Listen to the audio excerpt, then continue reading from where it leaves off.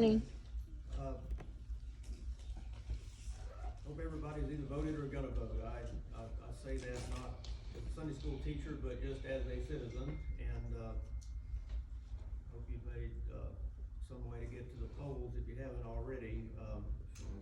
Sure seems like we've got a tenuous time in our country right now and in our world in general, but it just seems like we're kind of right up against the wall of, making choices about what it's gonna be in the future, and each of us only has one vote. But I just hope everybody asks for the Lord's directions in how to cast that vote, and that's all I'll say about that.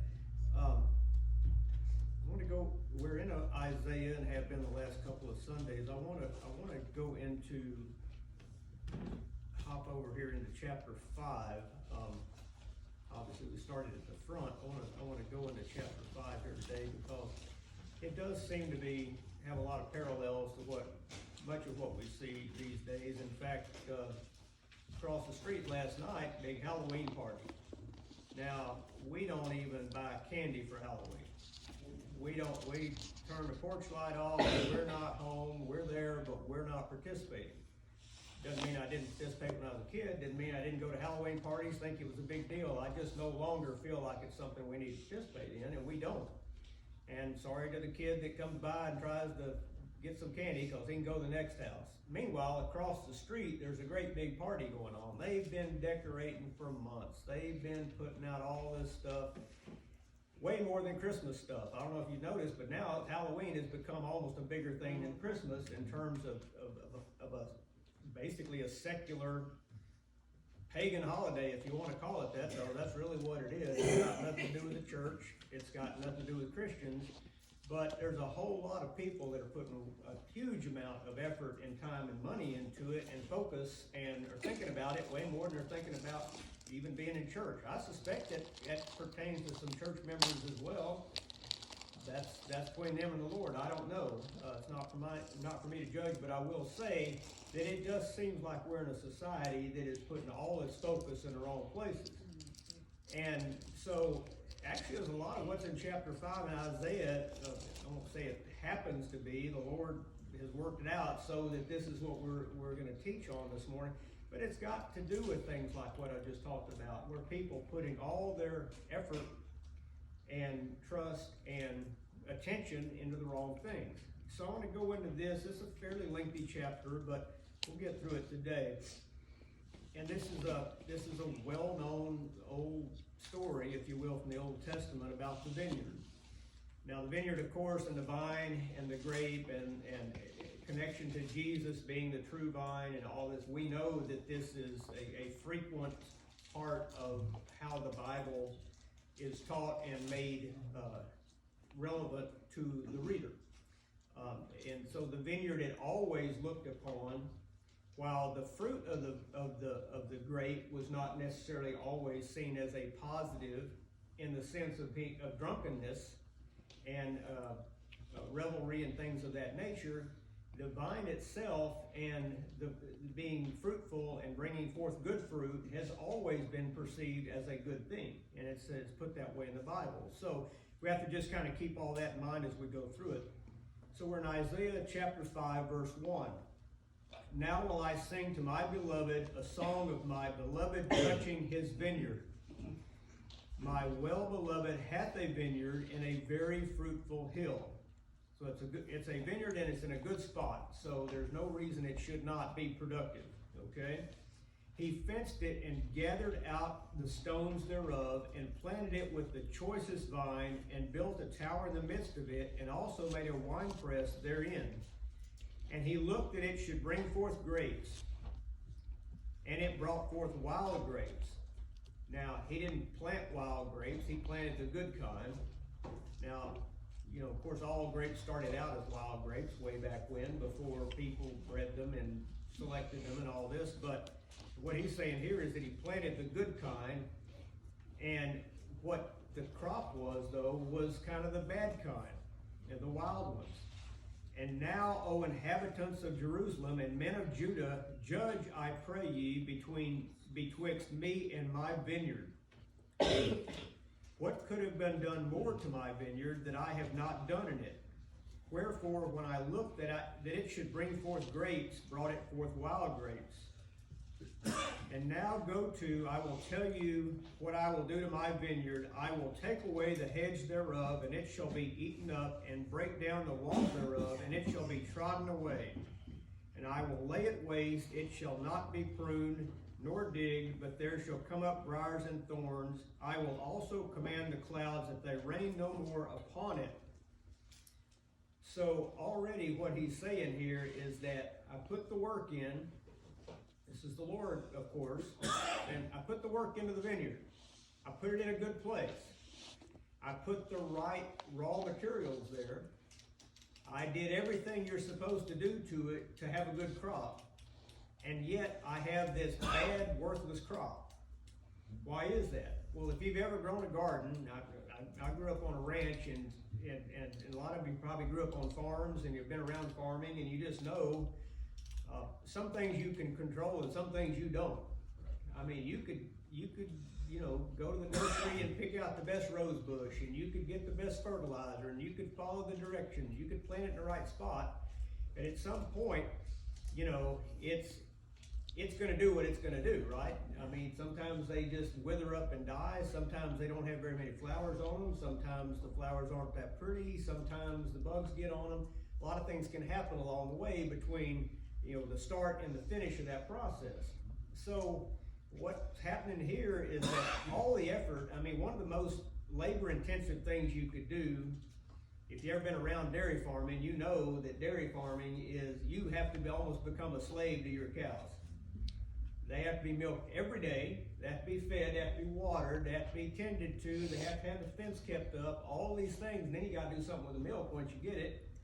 And so all the people that think, boy, I'd like the life of owning a dairy, well, you ought to be around one a little bit, right? Yeah. A vineyard is in many ways similar. You say, well, you plant a crop there and you let it rain and the sun comes on it and the Lord will bless and all that, but we have to do our part. You always have to do your part, and there's a lot of parts to do. So what he's getting at here is that the Lord has had a good vineyard, should have been a good vineyard. However, he says, what could have been done more to my vineyard that I have not done in it? Wherefore, when I looked that it should bring forth grapes, brought it forth wild grapes. What did I do wrong to keep this from being what I wanted it to be? So he's looking not just obviously at a vineyard, he's looking at us.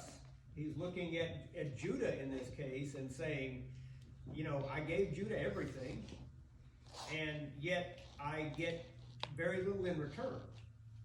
And so, from the Lord's standpoint, it's a great parallel to a vineyard, if you will. A vineyard that just did not turn out the way he wanted it to. Said, so I will, and now I will tell you what I will do to my vineyard. I will take away the hedge thereof, and it shall be eaten up, and break down the wall thereof, and it shall be trodden down. And I will lay it waste. It shall not be pruned nor digged, but there shall come up briars and thorns. I will also command the clouds that they rain no rain upon it. That's about as quick a way as you could think of to destroy what he thought was going to be a good thing and what he planned to be a good thing. Now, I'm sure the Lord knew what was going to happen before it happened, because God is God. Yeah. And so it's not like this was a surprise to him. It's never a surprise to him when we sin. He knows it's going to happen before we do, but it is still a disappointment. You don't have to be surprised to be disappointed, right?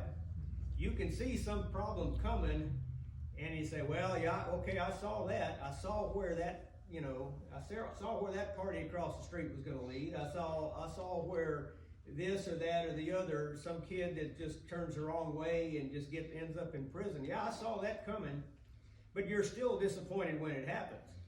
You still are hopeful that it's going to turn around.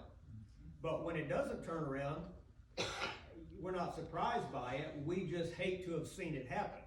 Okay? So God wasn't surprised the vineyard didn't turn out. I'm sure of that. But he was disappointed. And so, I think we can all take something from that. It's like he knows we're going to mess up before we do it, but it still troubles him that we didn't have the strength and the faith and the right course to avoid the problem that we cause for ourselves, or maybe cause for somebody else. So down here in verse 7, where he says, "For the vineyard of the Lord of hosts is the house of Israel, and the men of Judah his pleasant plant. And he looked for judgment, but behold oppression, for righteousness, but behold a cry." He wanted the good, he got the bad. Okay? "Woe unto them that join house to house, that lay field to field, till there be no place, that they may be placed alone in the midst of the earth." So he's talking about here, you can take it different ways. I take it, and I think some other people that, read the Bible take it this way as well. Don't be so eager to gather up this wealth and control of everything around you. Here it could be taken to mean real estate, but it could be anything. Don't be so eager to be focused on that you forget that the people need things and need places to live, and they need food, and they need all these things that we should be giving our brothers and sisters.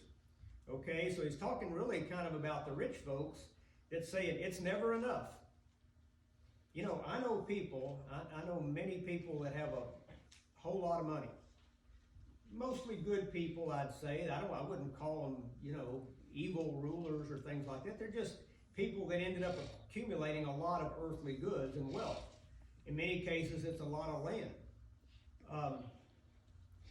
There's nothing probably wrong with that. Look at Job. He got a lot of land and cattle and everything else, because he was faithful to God. And so there's nothing wrong with accumulating all these things. But the question is, why did you accumulate it? Did you accumulate it because you're never satisfied with what you already have? And there are a lot of people like that. Car gets to be a year old, whoop, got to trade that in. It's not the newest one.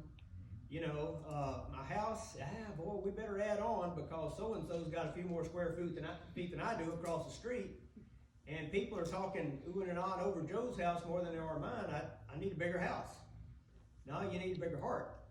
You need to be focused on what matters and not the things of the world. And so what it's saying here is, woe unto them that join house to house, that lay field to field, till there be no place. There's nothing left except the accumulation of what they have, and yet it hasn't necessarily been used for good. There's a lot of people right now, look at this, with this pandemic going on, and it's interesting. They said the real estate prices are red hot out in the country, and in the city they're falling. Okay, there's all those vacant apartments, high dollar apartments in New York City. I'm sure it's that way in Atlanta too. All these people, boy, they were chasing that good life. Man, let's get down where the action is. Let's pay, we got these great jobs. Let's pay all this money. Let's be part of the scene. Now people are realizing I want to get away from all that.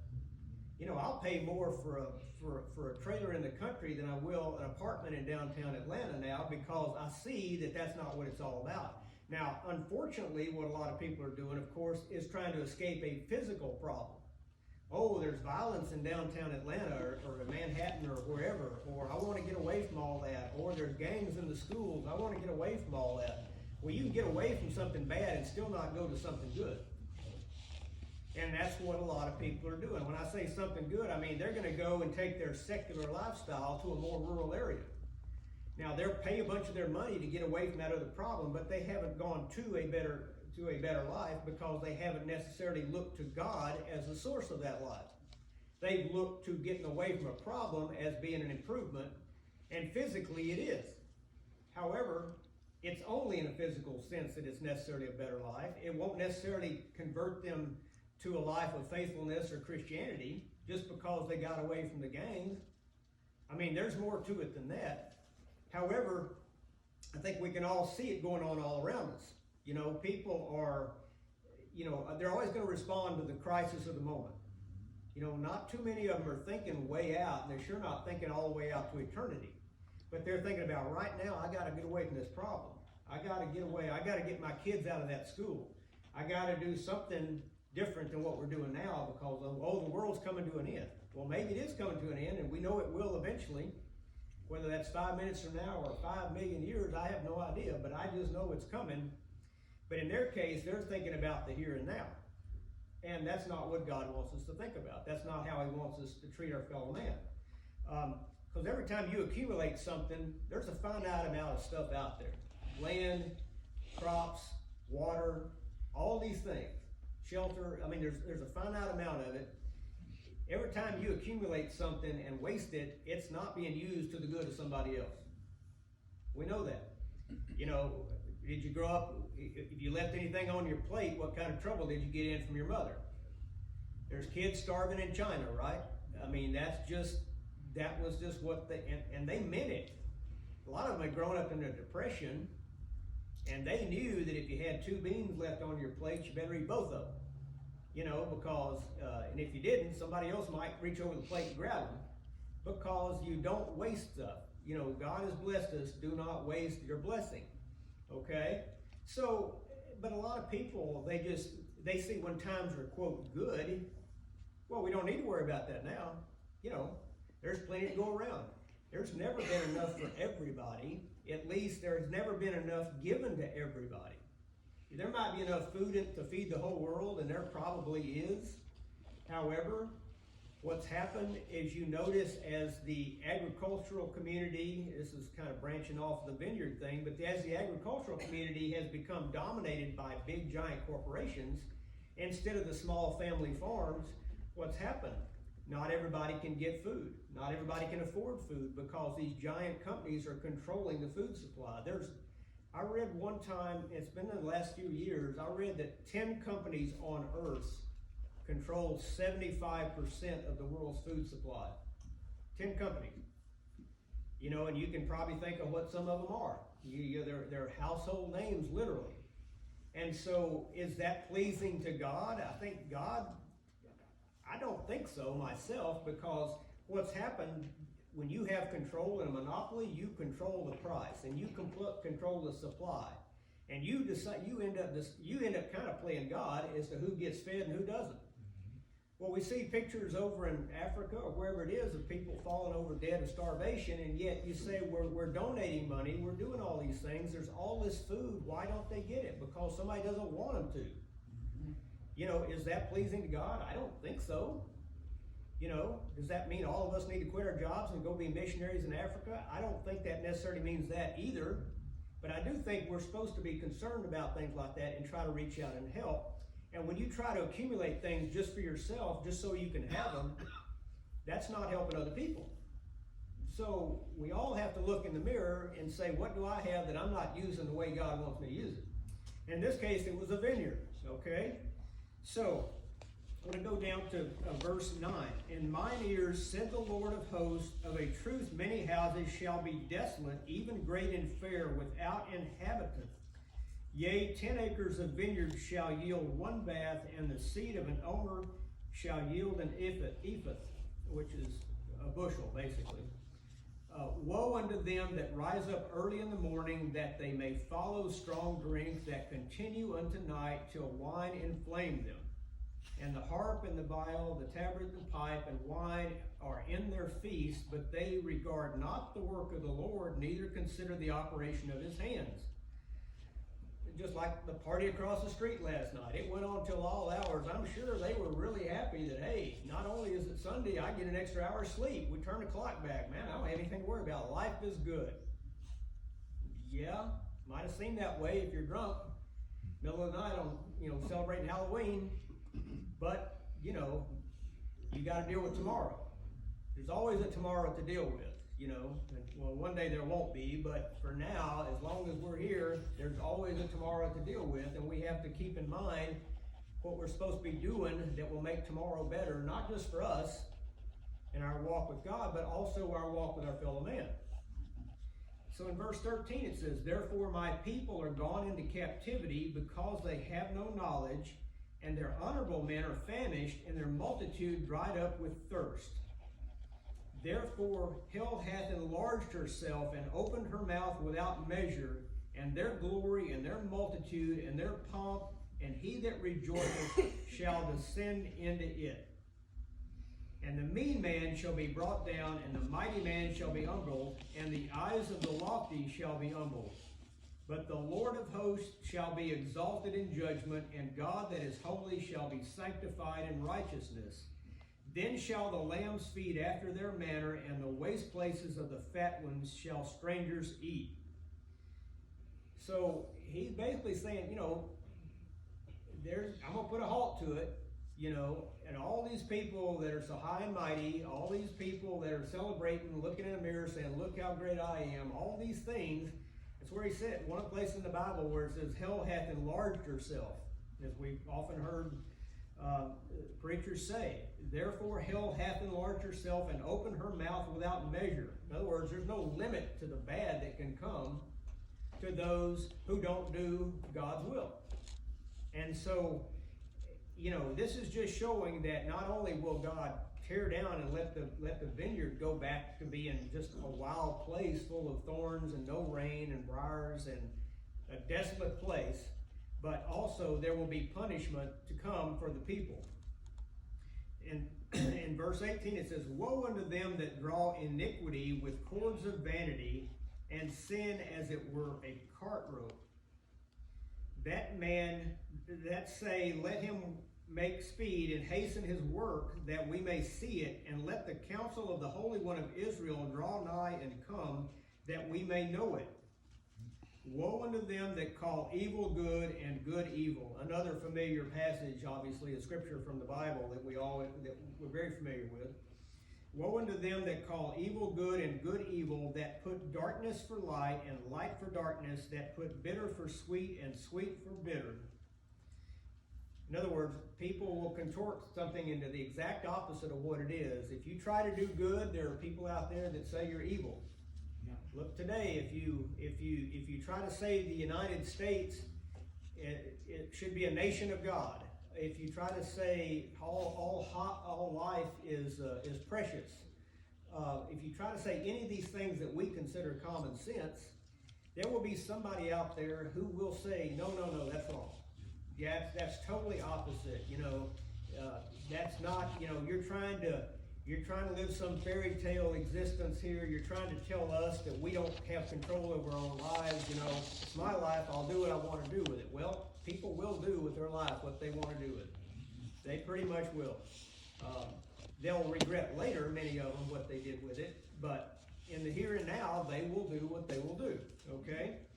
So, like down into verse 18 where it says, woe unto them that draw iniquity with cords of vanity, and sin as it were with a cart rope.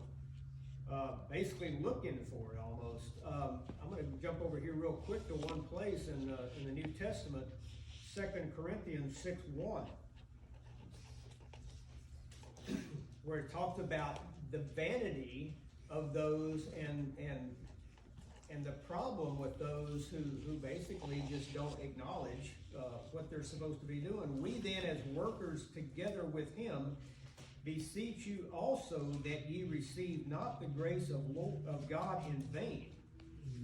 For he saith, I have heard thee in a time accepted, and in the day of salvation have I succored thee. Behold, now is the accepted time. Behold, now is the day of salvation. So basically saying, just don't waste the opportunity. It's here. It's here with the vineyard. It's here with the salvation of Christ. It's right here in front of you to simply take and do the right thing with it. If you don't do the right thing, it's not for lack of opportunity. If you don't have good grapes, it's not because we didn't do all the stuff right to have a good vineyard. It's just that the opportunity was wasted. And if it's wasted, God's not going to force us to do the right thing. He has never once forced anybody to do the right thing. He also doesn't, and put it the other way, the devil doesn't force anybody to do the wrong thing. Just makes it a temptation and easy and puts it on a platter in front of you and said, here it is, doesn't it look good? Doesn't force you to do it. Again, and God certainly doesn't force us to accept him and walk with him. We're given total free will to make our own choices. That's what's great about humanity, and that's also what leads all of us at some point or other into some kind of trouble. Because we have choices that are the wrong choice. We make choices that are the wrong choices. Again, we know that that's part of the human experience, is that we're going to sin. However, we don't want it to be a habit. We don't want to keep doing the same things over and over wrong, and we certainly don't want to forget where our blessings come from. That the rain, as he talked about, I can make it quit raining. I won't let it rain on the vineyard. The raining, if you want to look at it as blessings, I'm not going to bring the blessings. Okay? What's the old song, Showers of Blessing? What a great old song we sang when I was a kid. I think it really is an appropriate way to put it. I mean, blessing, rain showers come down from above, and so do blessings. Okay? So, and here he's just saying there will be a price to be paid for all this. And woe, verse 21, woe unto them that are wise in their own eyes and prudent in their own sight. Boy, how many people does that describe? In some way or other, that's just a human failing, if you will, that we think, oh, I'm smart. I'm smarter than so-and-so. Look at me. Well, I'm wise. I'm whatever. Well, there's a difference between knowledge and wisdom. You can know something, but still do the wrong thing with that knowledge, and thus lack wisdom.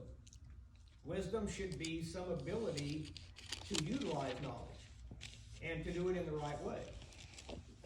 Verse 22, woe unto them that are mighty to drink wine and men of strength to mingle strong drink. Hey, that's always been kind of a measure down at a bar or whatever else. Hey, at a party, something like that. Hey, so-and-so, I can drink more shots of tequila than you can. I can do more of this thing wrong. I can do whatever, but it's not a good thing that they're bragging about. It's a bad thing, but yet that becomes a competitive thing for a lot of people.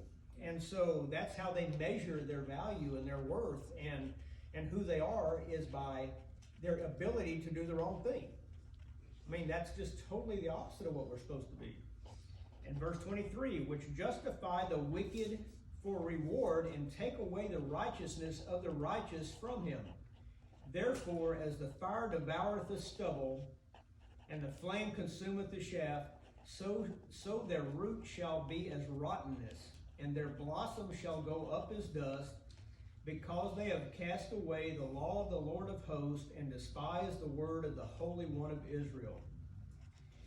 God is not pleased, obviously. Therefore is the anger of the Lord kindled against his people, and he hath stretched forth his hand against them, and hath smitten them. And the hills did tremble, and their carcasses were torn in the midst of the streets. For all this his anger is not turned away, but his hand is stretched out still. Still a loving, gracious, omnipotent God, but doing these things, but doing them for the right reason. Not doing them just to punish people for no good reason. You punish kids for no good reason, and they'll hate you pretty quick. They'll always hate you for that, because they'll say, I did nothing wrong, but yet you didn't love me. God still loves his people, even in punishment. But people have to be wise enough and close enough to God to see that. If you're not, you'll rebel against God. Oh, grandma died. It must not be a God. Guess what? My aunt died this morning at 4:30 in her sleep, and she'd be the first one to tell you, yeah, there is a God. Yeah, and I'm going with him. I'm going to see him now.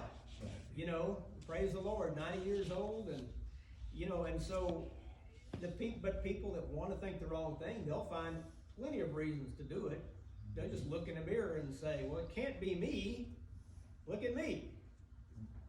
We're all just specks of dust compared to God. Even the best of us. It's just, we're all frail, and just we're all basically, we're not perfect. We weren't really born perfect. I mean, we could say, well, we were born without sin, but we also were born with the inclination to sin. That's why everybody becomes a sinner at some point. You can't, otherwise there would be truly some more Jesuses walking around, right? There aren't anymore. There's only one. He's gone back to the Father. So, let's see, and verse 26, and he will lift up an ensign to the nations from afar, and will hiss unto them from the end of the earth, and behold, they shall come with speed swiftly. None shall be weary nor stumble among them, none shall slumber nor sleep, neither shall the girdle of their loins be loosed, nor the latchet of their shoes be broken. Whose arrows are sharp, and all their bows bent, their horses' hoofs shall be counted like flint, and their wheels like a whirlwind. Their roaring shall be like a lion, they shall roar like young lions. Yea, they shall roar and lay hold of the prey, and shall carry it away safe, and none shall deliver it. And in that day they shall roar against them like the roaring of the sea, and if one looks unto the land, behold, darkness and sorrow, and the light is darkened in the heavens thereof. Speaking about the invading armies who were going to come in, and God was going to basically send to punish the people of Judah. And absolutely, that is, of course, what happened. And Isaiah knew it because God told him. The people knew it because God told them through Isaiah. And so when it comes to forms of punishment, things that happen to us, things that go wrong. Oh, what's wrong in my life? Why did this happen? Well, that's when we should look in the mirror. That's not to say God won't give us challenges and hardships and things. He, again, sends the rain upon the just and the unjust alike, right? I mean, some people will see this. It's possible to see the same exact thing as either good or bad. We know that. Oh man, we really need a rain. Oh man, it just rained and I just washed my car. Well, it's the same rain. Could be next door neighbors, but one of them's mad about it, one of them's glad about it. It's the same event. Okay? Your attitude is what is different. God sends rain when he sends rain. He sends a drought when he sends a drought. I wish we'd have had one of those falls where we look around and say, man, aren't the trees all pretty? Well, a bunch of those trees that were green are now on the ground in my yard because the 50-mile-an-hour wind blew them there the other day. So, but yet God sends the wind, he sends the rain, he sends the sun, he sends it all. It's all part of his creation, not mine. We're just living in his world. And so for us to have the right attitude about that is what matters. That's the part we control. I don't control the rain, the wind, the sun, the moon. I don't control any of that stuff, but I do control my perspective on it. I control how I think about it and how I consider it all to be a blessing. If it wasn't part of his plan, it wouldn't happen. So let's always think, the things that go wrong, when punishment comes, it's always deserved. Probably deserved more than we get.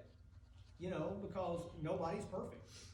We all have a means of walking with God, but when we don't, God's still in the middle and we're drifting somewhere, one way or the other. And once in a while we cross paths with him and say, hey, everything's good, but then here you go back and forth. That's just the nature of people. But we're supposed to not be we're supposed to try to be right here. Whether we are or not is up to us, right? And up to how much faith and trust and hope we put in our walk with God.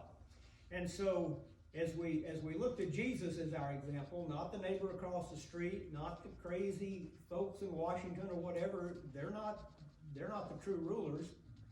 The one true ruler, Jesus showed us how to do the walk. But it's up to us now to follow it. And if we do, then the vineyard's going to have good grapes and not bad grapes. And then it'll all turn out the way God wants it to. So I hope y'all got something out of that this morning. Thank you, Gordon. Enjoyed that this morning.